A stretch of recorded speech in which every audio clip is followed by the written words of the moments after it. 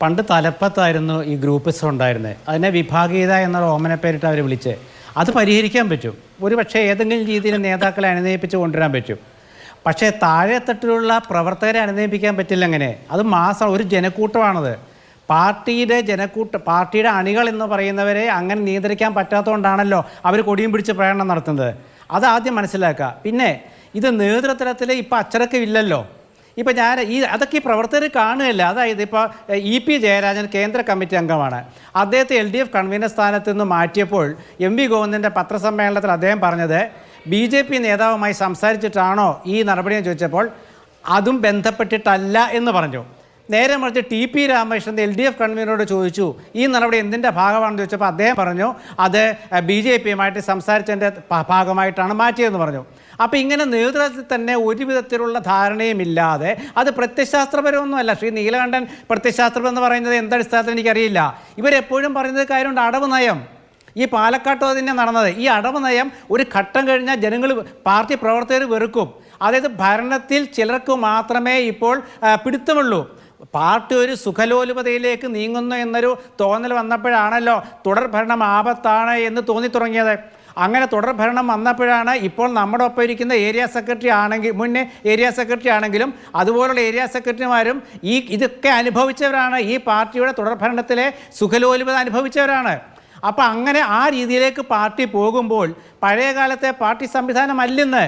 കാരണം ആരാണോ വരുന്നത് അന്ന് കിട്ടുന്ന വഴിയിൽ നിന്ന് കിട്ടുന്ന എന്താണ്, അത് പാഴ്വസ്തുവാണോ നല്ല വസ്തുവാണോ നോക്കാതെ അതിനെ ഉപയോഗിക്കുകയാണ്. അങ്ങനെ ഉപയോഗിക്കുമ്പോൾ എന്താണ്, ഈ പാർട്ടിക്ക് വേണ്ടി പ്രവർത്തിച്ച് വെള്ളം കോരി വിറക് വെട്ടിയവരൊക്കെ അവിടെ സ്ഥാനം വരുന്നില്ല. അപ്പോൾ അവർ നേതാക്കൾക്കെതിരെ പ്രതികരിക്കുമ്പോൾ ആ നേതാവിനെ നിയന്ത്രിക്കേണ്ട സംസ്ഥാന നേതാവാണ്. പക്ഷേ സംസ്ഥാന നേതാവ് എന്ന് പറയുന്നത് ഈ നേതാവിൻ്റെ അധീനതയിലോ അല്ലെങ്കിൽ സംസ്ഥാന നേതാവിൻ്റെ അധീനതയിലോ ആയിരിക്കും ഈ താഴെത്തട്ടിലുള്ള ജില്ലാ നേതാവ്. അപ്പോൾ അങ്ങനെ ഒന്നും ചെയ്യാൻ കഴിയില്ല.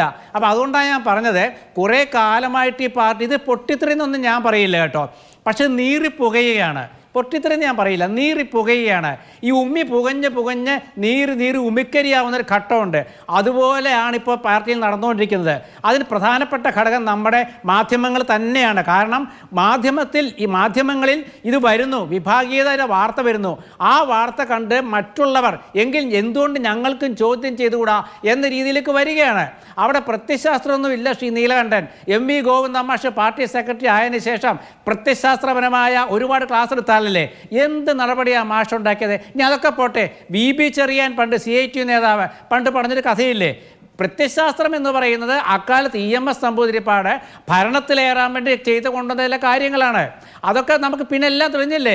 1980 ഇടതുപക്ഷം രൂപീകരിച്ചപ്പോൾ കേരള കോൺഗ്രസിനെയും അതുപോലെ ലീഗിനെയും കൂട്ടിയില്ലേ. ഇനി 1980കളുടെ അവസാനത്തിൽ PJ ജോസഫിനെ കൂട്ടിയില്ലേ. അപ്പോൾ പ്രത്യയശാസ്ത്രമൊന്നുമില്ല, അധികാരം കിട്ടാനുള്ള അവസരങ്ങൾ മുതലാക്കാം. പക്ഷേ അങ്ങനെ വരുമ്പോൾ ഇവർക്ക് പറ്റിയൊരു അബദ്ധം എന്താണെന്ന് വെച്ചാൽ ഈ തുടർഭരണകാലത്ത് ഏരിയ ലോക്കൽ ഭാഗങ്ങളിൽ പ്രവർത്തിക്കുന്ന സജീവ പാർട്ടി പ്രവർത്തകരുടെ അഭിപ്രായം എന്താണെന്നോ അവർക്ക് ആരെയാണ് വിശ്വാസമെന്നോ അവർക്ക് തോന്നിയില്ല. അപ്പോൾ ഇപ്പം നേതാക്കൾക്ക് അടിത്തട്ടിൽ കിടക്കുന്ന പ്രവർത്തകരെ അവഹേളിക്കുന്നു, അടിത്തട്ടിൽ കിടക്കുന്ന പ്രവർത്തകർക്ക് നേതാക്കളിലോട്ട് വിശ്വാസവുമില്ല.